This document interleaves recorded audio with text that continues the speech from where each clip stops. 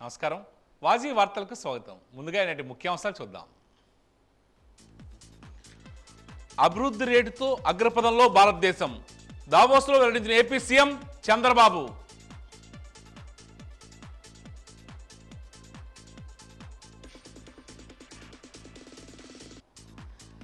జనవరి నెలాఖరుకు పాఠశాలల పునర్వ్యవస్థీకరణ. విద్యాశాఖ వర్క్షాప్లో వివరించిన జిల్లా collector doctor BR Ambedkar.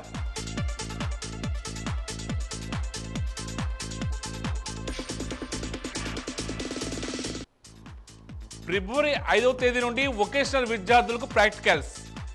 Inter పరీక్షలకు ఏర్పాట్లు పూర్తయ్యాయన్న ఆర్ఐఓ ఆదినారాయణ.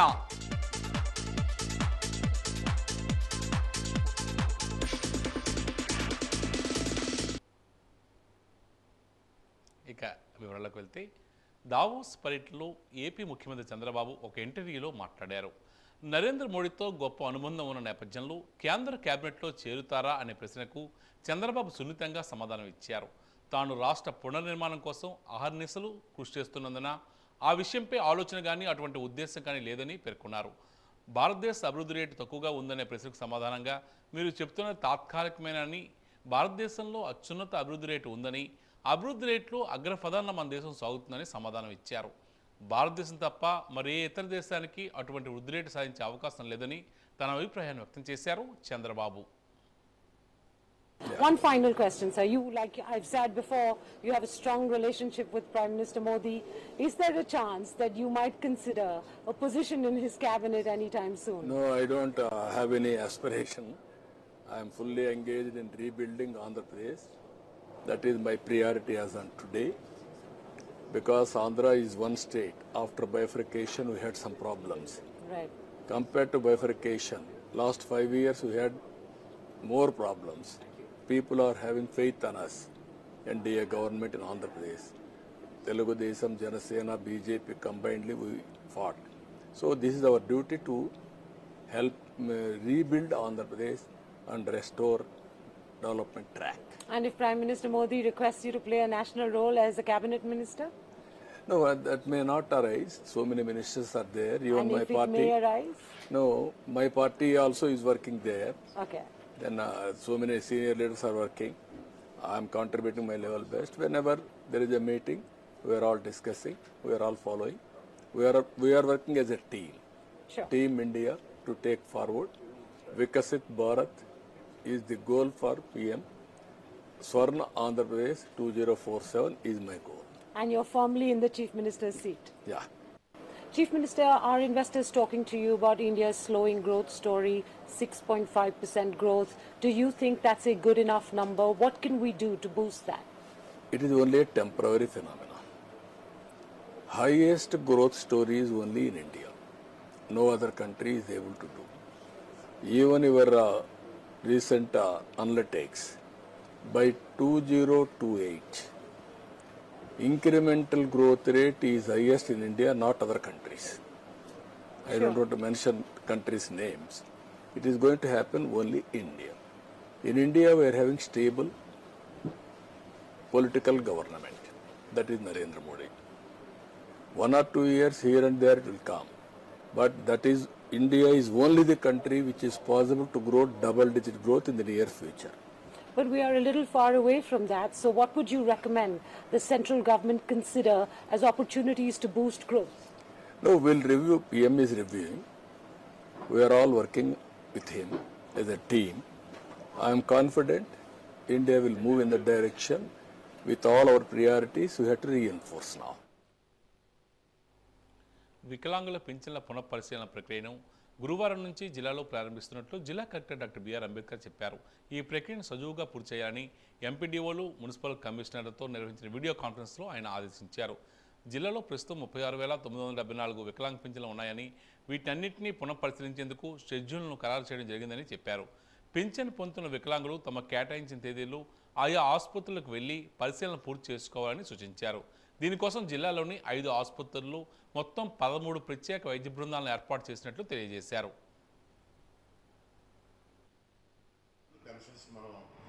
డిజైర్ కనెక్షన్స్ ఇస్తున్నాము 6,000 చొప్పున. అవి కూడా ఒకసారి మనకు రీవెరిఫికేషన్ చేయాలి. దానికి సంబంధించి షెడ్యూల్ ఆల్రెడీ ఇవ్వడం జరిగింది. 23/1 నుండి షెడ్యూల్ ఇవ్వడం జరిగింది. అది మీకు ఆల్రెడీ మనకున్న జిల్లాలో ఉన్న అన్ని ఏరియా హాస్పిటల్స్లో, తర్వాత జీజీహెచ్లో, ఇట్లా వాషా హాస్పిటల్లో ఆ యొక్క సబ్జెక్ట్ని బట్టి స్లాట్లు అలాట్మెంట్ ఇవ్వడం జరిగింది. ఇప్పుడు సపోజ్ ఓహెచ్ అని హాస్పిటల్ రాజాము, చీపురుపల్లి, జీపీ నగరం, ఎస్కోట, జీజీహెచ్ విజయనగరం, ఈ 5 ప్లేసుల్లో కూడా మీకు డేట్లు 23 నుండి ఎంతమంది ఉన్నారు. ఇప్పుడు సపోజ్ ఏరియా హాస్పిటల్లో 3048 మంది ఉన్నారు. అంటే రాజాం ఏరియా హాస్పిటల్కి కవర్ అయ్యే చుట్టుపక్కల జ్యూడిషన్లో 3048 మంది ఉన్నారు. చీపురుపల్లి ఏరియా హాస్పిటల్స్ పరిధిలో 3282 మంది ఉన్నారు. ఈ విధంగా మీకు ఈ షీట్ కూడా మీకు కమ్యూనికేట్ చేస్తాము. అలాగే ఫెస్టివల్ సంబంధించి వచ్చేటికి ఏరియా హాస్పిటల్ రాజాము, జీజీహెచ్లో 2 టీంలు ఉన్నాయి. అలాగే హీరింగ్ సంబంధించి వచ్చి ఘోష్ హాస్పిటల్, జీజీహెచ్లు ఉన్నాయి. అలాగే ఎంఆర్ఓ, ఎంఐఈ ఇవన్నీ కూడా జీజీహెచ్ విజయనగరంలో పెట్టడం జరిగింది. ఇవి కూడా మీకు కమ్యూనికేట్ చేస్తాము. కొంచెం మీరు ఏంటంటే ఈ కార్యక్రమాన్ని మీరు కోఆర్డినేట్ చేసుకుని ఈ రీవెరిఫికేషన్లో ఇప్పుడు మామూలు సహజంగా ఏంటంటే సహజంగా ఏదో వెరిఫై చేస్తున్నారు కానీ మద్యం ఒక మహమ్మారి. సరదాగాను పార్టీ కల్చర్గాను అలవాటు చేసుకుంటే ఆ అలవాటే ఆరోగ్యానికి చెడు చేస్తుంది. మద్యం తాగితే కలిగే అనర్థాలపై వాజీ ప్రత్యేక కథనం మీకోసం. మద్యం ఒక మహమ్మారి. సరదాగానో పార్టీ కల్చర్గానో అలవాటు చేసుకుంటే ఆ అలవాటే ఆరోగ్యానికి చేటు చేస్తుంది. మద్యంతో బ్రతుకు ఛిద్రం అవుతుంది. శరీరంలో ఆల్కహాల్ను విచ్ఛిన్నం చేయడానికి కాలేయం బాధ్యత వహిస్తుంది. కాలక్రమేణా అధికంగా ఆల్కహాల్ తీసుకోవడం వల్ల కాలేయం దెబ్బతింటుంది. ఆల్కహాల్ తాగితే కాలేయం, రొమ్ము మరియు పెద్ద ప్రేగు క్యాన్సర్తో సహా అనేక రకాల క్యాన్సర్ వచ్చే ప్రమాదం ఉంది. అతిగా ఆల్కహాల్ తీసుకుంటే మెదడులో క్రియాశీలత తగ్గిపోతుంది. నాడులు దెబ్బతింటాయి. గుండె కొట్టుకునే వేగం తగ్గిపోతుంది. శ్వాసక్రియ కూడా నెమ్మదిస్తుంది. కొన్నిసార్లు మరణానికి కూడా దారితీయవచ్చు. రక్తంలో ఆల్కహాల్ మోతాదు ఒక పరిమితి వరకు చేరుకున్నాక మొదట మాటల్లో తేడా వస్తుంది. తర్వాత నడకలో మార్పు వస్తుంది. శరీర అవయవాల మధ్య సమన్వయం తగ్గిపోతుంది. తను చాలా తెలివిగలిగిన వ్యక్తిగానే భావన వస్తుంది. ఇంకా మద్యం తీసుకుంటూ ఉంటే కొంతసేపు అయ్యాక స్పృహ లేకుండా కింద పడిపోతారు. ఆలోచించే విచక్షణ కోల్పోతారు. మెదడులో క్రియాశీలత బాగా తగ్గిపోతుంది. ఆల్కహాల్ రక్తనాళాలను వెడల్పు చేస్తుంది. శరీరంలోని ప్రతి అణువుకు వెళ్తుంది. ఇతర పదార్థాల కంటే ఆల్కహాల్ చాలా వేగంగా శరీరంలోకి వెళ్తుంది. జీర్ణాశయంలోకి వెళ్ళిన మద్యం సరిగ్గా జీర్ణం కాదు.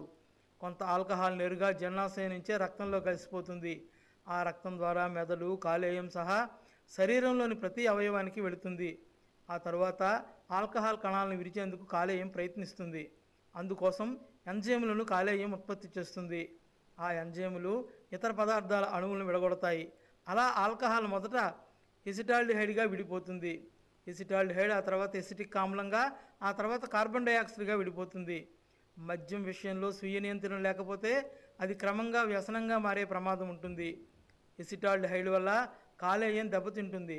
హెపటైటిస్, కాలేయ క్యాన్సర్ లాంటి సమస్యలు కూడా వచ్చే ప్రమాదం ఉంటుందని వైద్య నిపుణులు చెబుతున్నారు. మద్యంతో బ్రతుకు ఛిద్రమవుతుంది కాబట్టి మద్యానికి ఎంత దూరంగా ఉంటే అంత మంచిది.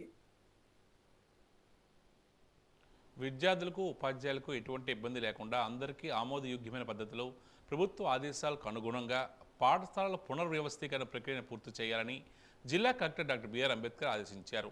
జీవో నెంబర్ 117 ఉపసంహరణ పాఠశాలల పునర్వ్యవస్థీకరణ ప్రక్రియపై ఎంఈఓలకు, పాఠశాల క్లస్టర్ హెడ్ మాస్టర్లకు జిల్లా కలెక్టరేట్ ఆడిటోరియంలో విద్యాశాఖ ఆధ్వర్యంలో వర్క్షాప్ నిర్వహించారు. ఈ కార్యక్రమంలో జిల్లా కలెక్టర్ అంబేద్కర్ మాట్లాడుతూ పునర్వ్యవస్థీకరణ కారణంగా ఏ ఒక్క విద్యార్థి నష్టపోకూడదని స్పష్టం చేశారు.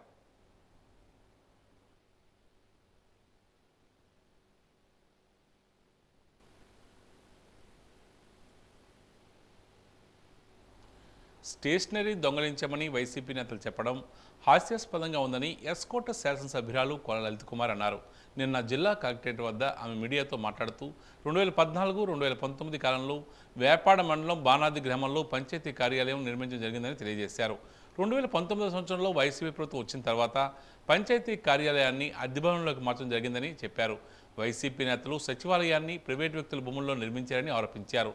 గ్రామస్తుల కోరిక మేరకు పంచాయతీ కార్యాలయాన్ని తిరిగి మళ్లీ యథాస్థానానికి మార్చామని పేర్కొన్నారు. ఏదైతే మరి నేను గత శాసనసభ్యురాలుగా ఉండేటప్పుడు 14-19 మధ్య అక్కడ పంచాయతీ భవనం వేపాడ మండలం బానాది గ్రామంలో మంజూరు చేసి అక్కడే గ్రామ పంచాయతీ గ్రామ ప్రజల కోరిక మేరకు పనులు అనేవి అక్కడ ప్రారంభం జరిగింది. 2019 మేము ఓటమి తర్వాత అక్కడున్న వైఎస్ఆర్ పార్టీ నాయకులు అందరూ ఒక చిన్న గదిలోకి వెంటనే షిఫ్ట్ చేశారు. అప్పటికప్పుడు సచివాలయం కూడా ప్రారంభం కాల. ఆ తర్వాత 22లో సచివాలయం ఇప్పుడు గౌరవ మినిస్టర్ గారు చెప్పినట్లు ఒక ప్రైవేట్ సైట్లో గవర్నమెంట్ కనీసం గిఫ్ట్ డీడీ అయినా చేయకుండా ఆ సైట్లో 15 లక్షల పైన సచివాలయం అనేది అక్కడ కట్టడం ఇది ఎవరి పొరపాటు ఆలోచించాలి. మరి గ్రామ ప్రజలంతా కూడా బానాది ఎంసింగవరం గ్రామ ప్రజలు నా దగ్గరకు వచ్చి పాత గ్రామ పంచాయతీలో పంచాయతీ పనులు నిర్వహించమని ప్రజల యొక్క కోరిక మేరకు జిల్లా కలెక్టర్ గారు సహకారంతో అక్కడ మళ్ళీ నేను పనులు ప్రారంభించమని చెప్పి మరి నేను అక్కడ ఉన్న ఎంపీడీఓ గారికి వాళ్ళందరికీ కూడా ఆదేశాలు ఇవ్వడం, నేను కూడా వెళ్ళి చూసిన తర్వాతే ప్రజల కోరిక మేరకు అక్కడ మళ్ళా పూర్వం ఎక్కడైతే ఉందో అక్కడ పెట్టడం అనేది జరిగింది తప్పితే ఇందులో రాజకీయ కోణం ఏ కోసన్న మా నాయకులు కానీ ఇక్కడున్న మేమందరం కూడా ఒక పద్ధతి క్రమశిక్షణతో రాజకీయం ప్రజల కోసం చేసాం. ఆ దిశగా వెళ్ళాను తప్పితే మా మీద ఈ అభియోగం వేయడం ఇది హాస్యాస్పదమని నేను దీన్ని తీవ్రంగా ఖండిస్తున్నాను. అందరికీ రబీ పంటలకు ఎరువులు పుష్కలంగా ఉన్నాయని, రైతు సేవా కేంద్రాల ద్వారా రైతులు ఎరువులు పొందవచ్చునని వ్యవసాయ శాఖ సంయుక్త సంచాలకులు విటి రామారావు పేర్కొన్నారు. జిల్లా కలెక్టరేట్లోని తన కార్యాలయంలో ఈరోజు ఆయన వాజీ న్యూస్తో మాట్లాడారు. జిల్లాలో మొక్కజొన్న సాగు ఎక్కువగా జరుగుతుందని చెప్పారు. రాగి, నువ్వులు పంటలు వేసుకోవడానికి నేలలు అనువుగా ఉన్నాయని చెప్పారు. రైతులు పంట వేయకుండా ఉండకూడదని సూచించారు.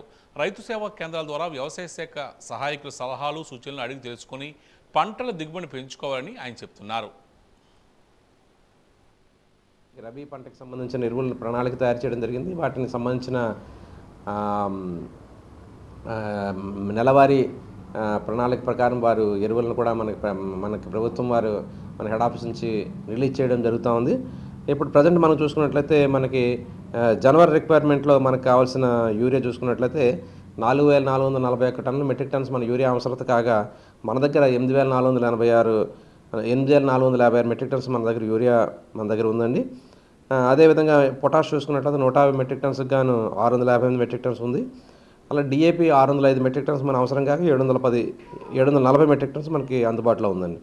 ఈ విధంగా మనకు జనవరి నెలకు సంబంధించిన వివిధ రకాల ఎరువులన్నీ కలిపి 6153 మెట్రిక్ టన్నులు మా అవసరం కాగా మన దగ్గర ఇప్పటివరకు కూడా 11696 మెట్రిక్ టన్స్ వివిధ రకాల ఎరువులు అందుబాటులో ఉన్నాయి. అంటే మనకి అవసరానికి మించిగానే మనకి ఎరువులు అన్నీ కూడా 150% ఎరువులు అందుబాటులో ఉన్నాయండి. రైతులు ఏ విధమైన ఆందోళన చెందాల్సిన అవసరం లేదు. ముఖ్యంగా నేను రైతులందరినీ కోరేది ఏంటంటే మరి ముఖ్యంగా ఇప్పుడు ప్రజెంట్ మనకి చాలా చెరువులు కూడా చాలా బాగా నిండి ఉన్నాయి కాబట్టి మొక్కజొన్న సాగును మనం ఈ నెలాఖరులోపు పెద్ద ఎత్తున మరి ఎక్కడైతే నీటి వస్తువు ఉందో అక్కడంతా కూడా మొక్కజొన్న పంటను వేసుకోవాల్సిందిగా కోరుతున్నాం. అలాగే కొన్ని చోట్ల చూసుకున్నట్లయితే మరి మొక్కజొన్న వేసిన తర్వాత 10 నుంచి 20 రోజుల ప్రాంతాల్లో మరి అధిక వర్షాల మూలంగా పంట అంతా కూడా దెబ్బతిన్న పరిస్థితుల్లో అట్లాంటి చోట్ల కూడా మరి దాన్ని తీసివేసి దానికి ఆల్రెడీ మీరు ఇన్సూరెన్స్ కట్టున్నారు కాబట్టి ఇన్సూరెన్స్ మీకు వర్తిస్తుంది. అలాగే మీరు ఆ పంటని తీసివేసి మరొకసారి మరి మొక్కజొన్న వేసుకోవడం లేదా అక్కడ రాగి పంటను కానీ లేదా మనకి నువ్వుల పంటను కానీ వేసుకోవడం మూలంగా మనం మంచి ఆదాయాన్ని పొందే పరిస్థితి ఉంటుంది. అలాగే ముఖ్యంగా మనకి ఏంటంటే రాగి పంట కూడా మనము ఈ సివిల్ సప్లైస్ కార్పొరేషన్ ద్వారా దాని యొక్క రాగి కొనుగోలు చేసే పరిస్థితి కూడా ఉంది. అలాగే మనకి నువ్వుల పంట చూసుకున్నట్టయితే నువ్వుల పంట కూడా మరి మంచి ధర మార్కెట్లో మనకు లభిస్తూ ఉంది కాబట్టి రైతు సోదరులు ఏ ఎకరం కూడా విడిగా ఖాళీగా వదలకుండా మనకి ప్రస్తుతం మనకి వర్షం నీటి ద్వారా మనకు కొంతవరకు నీటి వసతి బాగానే ఈ రబీ సీజన్లో మనకి అందుబాటులో ఉంది కాబట్టి సాగునీరు దయచేసి అందరు రైతు సోదరులు మేము విజ్ఞప్తి చేసేదంటే ప్రతి ఎకరం మరి సాగులోకి తీసుకురావాల్సిందిగా మరొకసారి విజ్ఞప్తి చేస్తున్నాం. ముఖ్యమంత్రి చంద్రబాబు రాష్ట్ర అభివృద్ధి కోసం అహర్నిశలు శ్రమిస్తున్నారని, విజన్ 2020 విజయవంతం కావడానికి చంద్రబాబు ఎంతగానో కృషి చేశారని విజయనగరం శాసనసభ్యురాలు పోసపాటి అద్దె గైపిరాజు అన్నారు. నిన్న జరిగిన సర్వసభ్య సమావేశంలో ఆమె మాట్లాడుతూ మళ్ళీ ఇప్పుడు విజన్ 2047 తీసుకొచ్చారని ఆమె చెప్పారు. ఆంధ్రప్రదేశ్ రాష్ట్రాన్ని స్వచ్ఛందంగా తీర్చిదిద్దడానికి ప్రతి ఒక్కరూ కృషి చేయాలని ఆమె అన్నారు. గత 5 సంవత్సరాల పాలనలో వైసీపీ రాష్ట్రాన్ని అధోగతి పాలు చేసిందని ఆరోపించారు.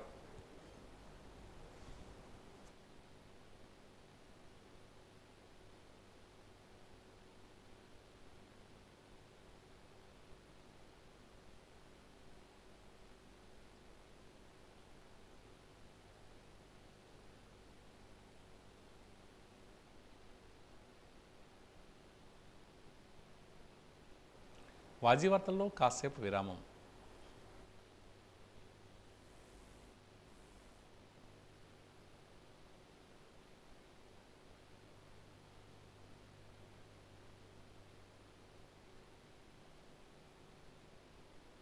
ఇంటర్ పరీక్షలకు అన్ని ఏర్పాట్లు పూర్తి చేశామని ఇంటర్మీడియట్ బోర్డు ప్రాంతీయ పర్యవేక్షణ అధికారి మజ్జి ఆదినారాయణ పేర్కొన్నారు. ఈరోజు ఆయన మీడియాతో మాట్లాడుతూ ఫిబ్రవరి 5వ తేదీ నుంచి వొకేషనల్ విద్యార్థులకు ప్రాక్టికల్స్, ఫిబ్రవరి 10వ తేదీ నుంచి జనరల్ విద్యార్థులకు ప్రాక్టికల్ పరీక్షలు ఉంటాయని తెలియజేశారు. మార్చి 1వ తేదీ నుంచి ఇంటర్ పరీక్షలు ప్రారంభమవుతాయని పేర్కొన్నారు. జిల్లాలోని ఇంటర్ మొదటి సంవత్సరానికి సంబంధించి 21,256 మంది విద్యార్థులు, ఇంటర్ రెండో సంవత్సరానికి సంబంధించి 20,890 మంది విద్యార్థులు పరీక్షలు రాస్తున్నారని చెప్పారు. మొత్తం 66 పరీక్షా కేంద్రాల్లో పరీక్షలు నిర్వహించడానికి పకడ్బందీగా ఏర్పాటు చేశామన్నారు. ప్రాక్టికల్ పరీక్షలు ఉదయం 9 గంటల నుంచి 12 గంటల వరకు జరుగుతాయని, థియరీ పరీక్షలు మధ్యాహ్నం 2 నుంచి 5 గంటల వరకు జరుగుతాయని తెలియజేశారు. సంబంధించి మన జిల్లాలో మన ఎగ్జామినేషన్ ప్రక్రియ స్టార్ట్ అయింది. ఎగ్జామినేషన్స్ మనకి ఫిబ్రవరి 1నే ethics and human values examination జరుగుతుంది. అలాగే ఫిబ్రవరి 3వ తేదీన ఎన్విరాన్మెంట్ ఎగ్జామినేషన్ కూడా జరుగుతుంది.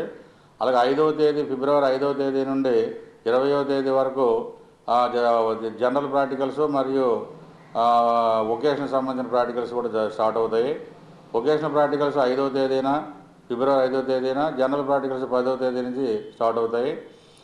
ఈ థియరీ ఎగ్జామ్స్ మార్చి 1 నుంచి మార్చి 15వ తేదీ వరకు ఎగ్జామినేషన్స్ మెయిన్ పరీక్షలన్నీ కూడా అవుతాయి. కాబట్టి ఈ పరీక్షలకు సంబంధించి అన్ని ఏర్పాట్లు మేము చేశాం. ప్రథమ సంవత్సరం విద్యార్థులు మన జిల్లాలో 21,256 మంది ఎగ్జామినేషన్స్ రాస్తున్నారు. అలాగే సెకండరీకి సంబంధించి 20,890 మంది ఎగ్జామినేషన్స్ మన జిల్లాలో రాస్తున్నారు. వాళ్ళందరికీ కూడా మొత్తం ఈ థియరీకి సంబంధించి మార్చిలో జరిగిన పరీక్షలకు సంబంధించి 66 సెంటర్స్ని మనం గుర్తించాం. ఈ 66 సెంటర్లో అన్ని చోట్ల కూడా అన్ని సదుపాయాలు కూడా గుర్తించి అన్ని ఏర్పాటు చేసి ఉన్నాము. సీసీ కెమెరాల అండర్లో మన ఎగ్జామ్స్ అన్నీ కూడా గతంలో ఎలాగ జరిగింది ఇప్పుడు కూడా పకడ్బందీకి జరగడానికి మేము అన్ని ఏర్పాట్లు చేశాం. మరి అక్కడ కూడా ఏ రకమైన ఇబ్బంది లేకుండా, స్టూడెంట్కి ఇబ్బంది లేకుండా అన్ని రకాల సౌకర్యాలు కల్పిస్తూ మరి రాముడే నా శ్వాస, శ్రీరామాయణమే నా భాష అన్న నారాయణం నరసింహమూర్తి కళలకు సాకారమే విజయనగరంలోని రామనారాయణం శ్రీమద్ రామాయణ ప్రాంగణం. ఇదే ప్రాంగణంలో ప్రపంచంలోనే వాల్మీకి రామాయణంపై మొట్టమొదటి పరిశోధనా కేంద్రమైన వాల్మీకి పరిశోధనా కేంద్రాన్ని మాజీ ఉపరాష్ట్రపతి వెంకయ్యనాయుడు జాతికి అంకితం ఇచ్చిన విషయం విజయనగరం ప్రజలకు విదితమే. వాల్మీకి పరిశోధనా కేంద్రంలో జనవరి 24వ తేదీ నుంచి 26వ తేదీ వరకు international youth conclave on Ramayana అనే మహా సదస్సు జరగనుందని ఎన్సిఎస్ ట్రస్ట్ సభ్యులు నారాయణ శ్రీనివాస్ పేర్కొన్నారు. ఈరోజు తన కార్యాలయంలో ఏర్పాటు చేసిన విలేకరుల సమావేశంలో ఉత్సవానికి సంబంధించిన గోడ పత్రాలను ఆవిష్కరించి ఆయన మాట్లాడుతూ ఇప్పటికే సుమారు 2,000 మంది విద్యార్థులు పరిశోధన చేసిన పత్రాలను పంపించారని, ప్రతి ఒక్కరికి ప్రశంసాపత్రం అందజేస్తామని చెప్పారు. పరిశోధన చేసిన ప్రతులు వాల్మీకి రీసెర్చ్ సెంటర్లో భద్రపరుస్తామని తెలియజేశారు. ఈ కార్యక్రమంలో వాల్మీకి రీసెర్చ్ సెంటర్ ప్రతినిధి నారాయణం గౌరీ నిత్య, తవాస్మే ప్రతినిధులు శ్రీరామ్ చక్రధర్, శారదా దీప్తి, జాహ్నవి రెడ్డి తదితరులు పాల్గొన్నారు. అన్న పదం ఎప్పుడు చూసినా మనము పెద్దవాళ్ళు చేస్తున్నారు, స్కాలర్స్ చేస్తున్నారు అని అనుకుంటాము. కానీ ప్రహ్లాదుడు, ధ్రువుడు వీళ్ళందరూ చాలా చిన్నపిల్లలు. కానీ వాళ్ళకున్న రీసెర్చ్ జ్ఞానం ఎంతోమంది పండితులకు కూడా ఉండదు. సో పిల్లలలో మనం రీసెర్చ్ అనేది చిన్నప్పటి నుంచి ఎంకరేజ్ చేయాలి అన్నది ఈ వారధి అనండి వాల్మీకి రీసెర్చ్ సెంటర్ అనేది వాటి లక్ష్యము. సో పిల్లలలో పరిశోధనా తత్వం ఏర్పరచాలి, రామాయణంలో ఉన్న వివిధ కోణాలను ఆవిష్కరించాలి. ఇప్పుడు ప్రజెంట్ చేయబోతున్న 60 టీములు ఏవైతే ఉన్నాయో అవన్నీ 60 రామాయణంలోని 60 కోణాలను ప్రజెంట్ చేస్తున్నాయి. ఏది డూప్లికేట్ లేదు. సో 60 కోణాలు. తర్వాత 2,000 పైచులకి ఎస్సేస్ వచ్చాయి మనకి. వాటిలో కూడా చాలా మటుకు భిన్నమైన ఎస్సేస్ రావడం జరిగింది. ఇది కేవలం విజయనగరానికి మాత్రమే పరిమితం అవ్వలేదు. చుట్టుపక్కల ఉన్న 3 జిల్లాలకి ఎస్ఏఎస్ అండ్ రీసెర్చ్ పేపర్స్ అయితే ప్రపంచవ్యాప్తంగా ఎంతోమంది ఆన్లైన్లో కూడా సబ్మిట్ చేయడం జరిగింది. కొందరు చిన్నపిల్లలు వీడియోస్ మన ఎస్ఏఎస్ రాయడం చేతకాక చిన్నపిల్లలు కదా, వయసు తక్కువ ఉంటుంది కాబట్టి వాళ్ళు వీడియో ఎస్ఏఎస్ సబ్మిట్ చేయడం జరిగిందనమాట. సో ఇలా ఎంతోమందితో మనకి ఒక చిన్న అడుగు వేద్దామని అనుకున్నాం. రాముడి సహకారం వల్ల ఇది చాలా పెద్దగా బాగా జరుగుతుంది. రీసెర్చ్కి సపోర్ట్గా మనకి నేషనల్ సాంస్క్రిట్ యూనివర్సిటీ తిరుపతి వారితో అఫిలియేషన్ అగ్రిమెంట్ జరిగింది. సో వారి ద్వారా గైడ్స్ని కానీ అవన్నీ తీసుకోవడం, మనం వాళ్ళకి రీసెర్చ్ చేసే వాళ్ళకి ఫెసిలిటీస్ అన్నీ ఫ్రీగా ఇవ్వడం, వాళ్ళకి ఏం కావాలంటే అకామిడేషన్ కానీ ఫుడ్ కానీ మనం ఇవ్వడం కూడా అది ఓపెన్ చేయడం సెప్టెంబర్ నుంచి స్టార్ట్ అయ్యడం జరిగింది. కంటిన్యూషన్గా ఇప్పుడు పిల్లలతో కూడా మనం రామాయణం మీద మాట్లాడించాలనే ఉద్దేశంతో యూత్ కాంక్లేవ్ అని చెప్పి యూత్ కాంక్లేవ్ అని రామాయణ సదస్సు ఒకటి రామాయణం మీద పిల్లలతో చేయించడం జరుగుతుంది. సుమారు 60 సంస్థలు, విద్యా సంస్థలు, కాలేజీలు కానీ యూనివర్సిటీలు కానీ స్కూల్స్ నుంచి ఒక్కరి దగ్గర నుంచి ఒక 3 పిల్లల్ని 200 మంది పిల్లల్ని మొత్తం తీసుకొని వాళ్ళకి ఒక 4 నెలల నుంచి ట్రైనింగ్ ఇవ్వడం జరుగుతుంది. ఒక్కరు ఒక టాపిక్ మీద రామాయణం మీద మాట్లాడడానికి ట్రైన్ చేయడం. రేపు 24, 25, 26 తారీఖుల్లో వాళ్ళతోటి ఆ కార్యక్రమం చేయడం జరుగుతుందన్నమాట. ఉదయం నుంచి సాయంత్రం వరకు ప్రతిరోజు కూడా ఒక 15 స్కూల్స్ పార్టిసిపేట్ చేస్తాయి. 3 రోజులు కూడా కంటిన్యూ జరుగుతుంది. ఈ కార్యక్రమాలకు ఉదయాన్నే జ్యోతి ప్రజ్వలనంతో మొదలయ్యి వేదపారాయణంతో మొదలయ్యి ఈ కార్యక్రమం ఉదయం 9 గంటల నుంచి సాయంత్రం 6 వరకు నిర్విఘ్నంగా జరుగుతుంది. విటమిన్ సి రసాయనిక నామం ఆస్కార్బిక్ ఆమ్లం. నిమ్మ, నారింజ జాతి ఫలాలు, ఉసిరి, ఆకుకూరలు, తాజా బంగాళదుంప, టమోటో మొదలైన వాటిలో ఎక్కువగా లభించే విటమిన్. ఇది స్కర్వీ వ్యాధి నివారించడానికి, చికిత్స చేయడానికి ఉపయోగపడుతుంది. వ్యాధి నిరోధక శక్తిని దోహదపడే విటమిన్ సిపై వాజీ ప్రత్యేక కథనం. విటమిన్ సి రోగ నిరోధక శక్తిని పెంపొందిస్తుంది, రక్తంలోని కొలెస్ట్రాల్ను కరిగిస్తుంది, గాయాలు త్వరగా మానడానికి తోడ్పడుతుంది. విటమిన్ సి రోగ నిరోధక శక్తిని పెంపొందించి జబ్బుల బారిన పడకుండా కాపాడుతుంది. రక్తపోటుని తగ్గించడం, రక్తనాళాలు ఆరోగ్యంగా వచ్చడంలో విటమిన్ సి పాత్ర ఎక్కువ.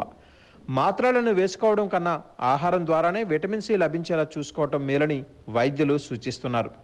నారింజ, బత్తాయి, బొప్పాయి, స్ట్రాబెర్రీ, జామ, క్యాప్సికం, మిరపకాయలు, గోబీ పువ్వు, ఆకుకూరల్లో విటమిన్ సి పుష్కలంగా ఉంటుంది. దీని ప్రధాన లక్షణం చిగుళ్ళ నుంచి రక్తస్రావం కావటం. అందువల్ల విటమిన్ సి లోపంతో మెదడులో రక్తస్రావం అయ్యే అవకాశం ఉండొచ్చని కొందరు వైద్యులు చెబుతారు. విటమిన్ సి లోపం అనేది ఒక రకంగా అనారోగ్యకర జీవనశైలికి నిదర్శనమని, ఇది పక్షవాత ముప్పును పెంపొందించుతుందని మరికొందరు వైద్యులు చెబుతారు. మద్యపానం, అధిక బరువు, అధిక రక్తపోటు వంటివన్నీ పక్షవాత ముప్పును పెంచుతాయి. మన జీవన శైలిని మార్చుకోవడం ద్వారా వీటిని దూరంగా ఉంచుకోవచ్చు. విటమిన్ సి మెదడు ఆరోగ్యంగా ఉండడానికి తోడ్పడుతుంది. ఆలోచనలు, భావనలు, ఆదేశాలు వంటి వాటిని మన మెదడులోని వివిధ భాగాలకు చేరవేసే న్యూరో ట్రాన్స్మిటర్ల తయారీకి, ముఖ్యంగా సెరటోనిన్ ఉత్పత్తికి ఇది అవసరం. విటమిన్ సి లేకపోవడం క్యాన్సర్కు దారితీస్తుంది. చర్మం, గర్భాశయ, రొమ్ము క్యాన్సర్ వంటి క్యాన్సర్లను నివారించడంలో విటమిన్ సి ఉపయోగపడుతుంది. శరీరంలో విటమిన్ సి తక్కువ స్థాయిలో ఉండటం వలన ఉబ్బసంకి దారి తీయవచ్చు. కాబట్టి రోజు ఆహారంలో తాజా కాయగూరలు, పండ్లు తప్పనిసరిగా ఉండేలా చూసుకోవటం అన్ని విధాలా శ్రేయస్కరం. రాష్ట్ర అభివృద్ధికి ముఖ్యమంత్రి చంద్రబాబు ఎంతగానో కృషి చేస్తున్నారని విజయనగరం ఎంపీ కలిసి అప్పలనాయుడు అన్నారు. కలెక్టరేట్లోని ఆయన మీడియాతో మాట్లాడుతూ ప్రధాని మోడీకి రాష్ట్రంలోని అందరు ఎంపీలతో కలిపి ముఖ్యమంత్రి చంద్రబాబు వివిధ అంశాలపై వినతి పత్రాలు ఇవ్వడం జరిగిందన్నారు. ఆ సమస్యలు 10 రోజుల్లో పరిష్కారం కూడా అవుతున్నాయని చెప్పారు. రాష్ట్రం కోసం ముఖ్యమంత్రి చంద్రబాబు ఎంతో తపన పడుతున్నారని పేర్కొన్నారు. కేంద్రం, రాష్ట్రం సంక్షేమ పథకాలు, అభివృద్ధి కార్యక్రమాలు, డెవలప్మెంట్ యాక్టివిటీస్ చూసి ప్రజలు హర్షిస్తుంటే తట్టుకోలేక కొంతమంది బాధతో కొన్ని విషయాలు చెప్తున్నారు. ఈరోజు గౌరవ ముఖ్యమంత్రి గారు ప్రత్యక్షంగా మేము చూస్తున్నాం ఢిల్లీలో. వారు ఢిల్లీ వస్తే ఎంపీలందరం తీసుకుని పోయి ఉదయం 8 నుంచి స్టార్ట్ అయితే రాత్రి 12-2 వరకు ప్రధానమంత్రి దగ్గర, కేంద్ర మంత్రి దగ్గర కలిసి ప్రతిసారి వినతి పత్రాలు ఇవ్వడం. వినతి పత్రం ఇచ్చిన తర్వాత మాకు మంత్రి గారు చెప్పినట్టుగా 10 రోజుల్లో రిజల్ట్ వచ్చి నిధులు తీసుకురావడం, ఇవన్నీ చూసి వారు బాధ కలుగుతుంది. అయితే ప్రజలైతే ఎన్డీఏ కూటమికి అద్భుతమైన అవకాశాలు ఇచ్చి మాకు చట్టసభలో పంపించినందుకు ఈరోజు గౌరవ ముఖ్యమంత్రి గారు ఈరోజు రాష్ట్రం కోసం పడుతున్న తపన చూసి కేంద్రం కూడా స్పందించి ఈరోజు ప్రధానమంత్రి గారు స్వయంగా వచ్చి మన ఉత్తరాంధ్రకు వచ్చిన వరాలు చూసి మనం గౌరవించాలని మీ ద్వారా వారికి తెలియజేస్తున్నాం. మంచి ఆరోగ్యం పొందడానికి జీవన విధానంలోని జీవన శైలిని మార్చుకోవాలని విజయనగరం శాసనసభ్యురాలు పూసపాటి అద్ది విజయలక్ష్మి గెలిపిరాజు అన్నారు. విజయనగరంలో ప్రభుత్వ మహారాజా సర్వజన ఆసుపత్రిలో వెల్నెస్ సెంటర్ని ఈరోజు ఆమె ప్రారంభించారు. ఈ సందర్భంగా మాట్లాడుతూ మహారాజా ఆసుపత్రిలో వెల్నెస్ సెంటర్ ఏర్పాటు చేయడానికి సహకరించిన ఆరోగ్య శాఖ మంత్రి సత్యప్రసాద్ యాదవ్కు కృతజ్ఞతలు తెలియజేశారు. వెల్నెస్ సెంటర్లో డయాబెటీస్, హైపర్ టెన్షన్ ఇలా దీర్ఘకాలిక ఆరోగ్య సమస్యలు రాకుండా ఉండడానికి డాక్టర్లు తగిన సలహాలు సూచనలు చేయాలని ఆమె చెప్పారు. ఈ కార్యక్రమంలో ఆసుపత్రి వైద్యులు, వైద్య సిబ్బంది పాల్గొన్నారు. మనం గవర్నమెంట్ మెడికల్ హాస్పిటల్లో వెల్నెస్ సెంటర్ అనేది ఓపెన్ చేయడం జరిగింది. అయితే మనం చూస్తుంటే ఈరోజు ఉన్నటువంటి వ్యాధులు, డయాబెటీస్, హైపర్ టెన్షన్ ఇటువంటివి చాలా ఎక్కువగా వస్తున్నాయి. కాబట్టి అది మెడిసిన్స్ ఇస్తూ వాళ్ళ లైఫ్ స్టైల్ ఏ విధంగా మేనేజ్ చేసుకోవాలనేది దాంతో ఈ వెల్నెస్ సెంటర్ అనేది మొదలుపెట్టారు. డాక్టర్ లీలా గారు, అలాగే డాక్టర్ దేవి మాధవి గారు, డాక్టర్ లీలా గారు ప్రిన్సిపల్ జీజీహెచ్, అలాగే దేవి మాధవి గారు ఇక్కడ ఇన్ఛార్జ్ ఉంటారు. అలాగే సూపరింటెండెంట్ గారు శ్రీనివాస్ గారు, డాక్టర్ శ్రీధర్ గారు అందరు కూడా ఇక్కడ ఉన్నారు. అయితే ఈ వెల్నెస్ అనేది బేసిక్లీ మెడిసిన్స్ అయితే డాక్టర్స్ ఇస్తారు, కానీ లైఫ్ స్టైల్ ఏ విధంగా మార్చుకోవాలనేది ఆ విధంగా పేషెంట్స్ని హెల్ప్ చేయటానికి. అంటే ఇప్పుడు డయాబెటీస్ ఉంటే చిరుధాన్యాలకి మార్చుకోవటం, లేకపోతే వెజిటబుల్స్ ఎక్కువ తినటం, ఈ విధంగా ఏ విధంగా చేయాలనేది, దాంతోడు ఎక్సర్సైజ్ కూడా ఏ విధంగా ఎంతసేపు exercise, A type of exercise అనేది వారు చేస్తే వారి వ్యాధికి హెల్ప్ అవుతుంది అనేది. ఇప్పుడు బ్లడ్ ప్రెషర్ ఉన్నోళ్ళు కొన్ని ఎక్సర్సైజెస్ చేయకూడదు, ఆ విధంగా వాళ్ళు హెల్ప్ చేయడానికి అనేది ఈ వెల్నెస్ సెంటర్ అనేది మొదలు పెట్టారు. అయితే ఈ వెల్నెస్ సెంటర్ కూడా చాలా మంచి ఇనిషియేటివ్.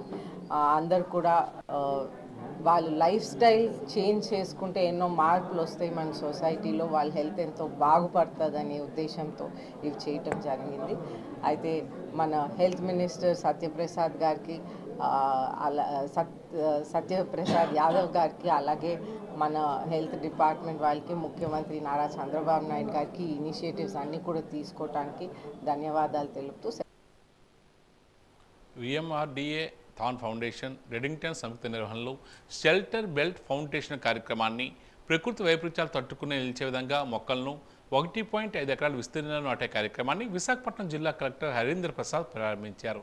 ఈ కార్యక్రమంలో విశాఖ తూర్పు నియోజకవర్గం శాసనసభ్యులు Velagapudi Ramakrishna Babu, VMRDA chairperson Pranav Gopal, metropolitan commissioner Viswanathan పాల్గొన్నారు. ఈ మేరకు జిల్లా కలెక్టర్ మాట్లాడుతూ ఈ ప్రాజెక్టు ముఖ్య ఉద్దేశం తుఫాన్లు, ఉప్పెన్లు సంభవించినప్పుడు తీర ప్రాంత ఇసుక తినెలు కోతకు గురి కాకుండా మరియు తీవ్ర గాలులు వీచినప్పుడు ప్రకృతి సహసిద్ధమైన కవచం వలె వ్యవహరిస్తుందని, ఆస్తి మరియు ప్రాణ నష్టాలు జరగకుండా రక్షించడం జరుగుతుందని తెలియజేశారు.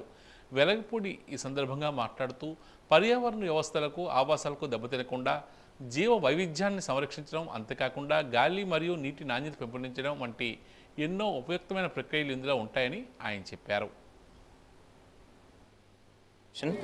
ఇక్కడ ధ్యాన్ ఫౌండేషన్ మహిళా సభ్యురాలందరూ కూడా పాల్గొనడం జరిగింది. ఈ కార్యక్రమం ద్వారా ఒక చిన్న ఎక్స్టెంట్లో దాదాపు 1500 మొక్కలు నాటే ప్రయత్నం జరుగుతుంది. దీని ద్వారా సీ ఎరోషన్ని అరికట్టడానికి, అదేవిధంగా మన పర్యావరణాన్ని కాపాడుకోవడానికి పూర్తి స్థాయిలో చర్యలు తీసుకోవడం జరుగుతున్నది.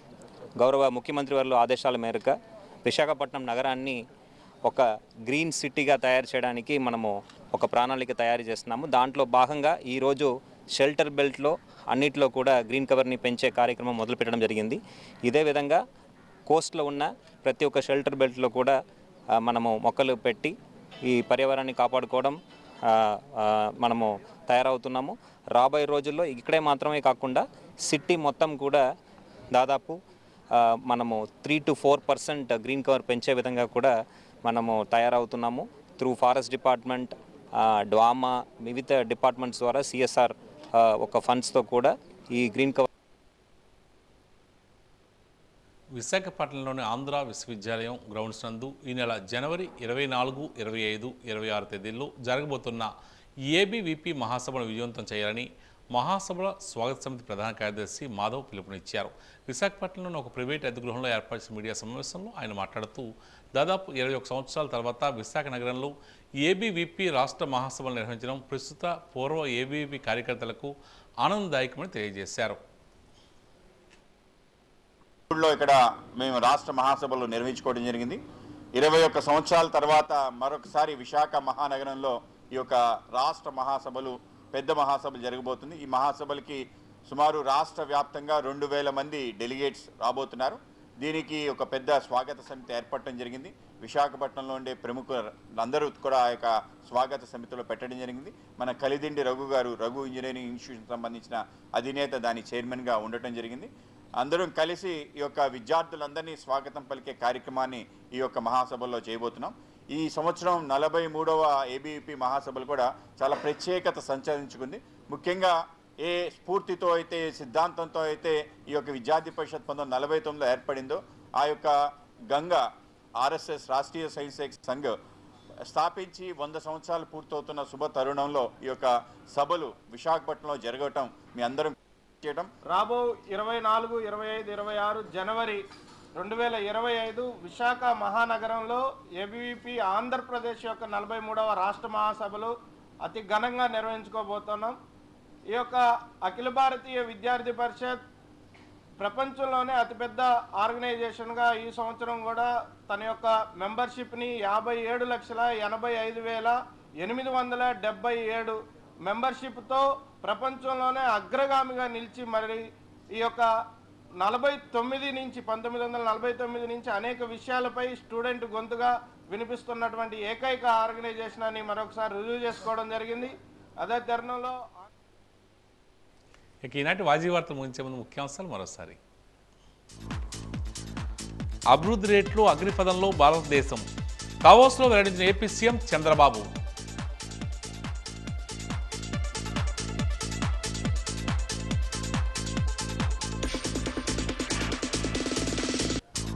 జనవరి నెలాఖరుకు పాఠశాలల పునర్వ్యవస్థీకరణ విద్యాశాఖ వర్క్షాప్లో వివరించిన జిల్లా collector doctor BR Ambedkar.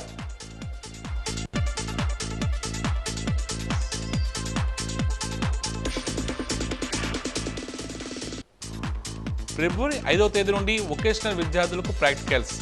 Inter పరీక్షలకు ఏర్పాట్లు పూర్తయ్యన్న ఆర్ఈఓ ఆదినారాయణ.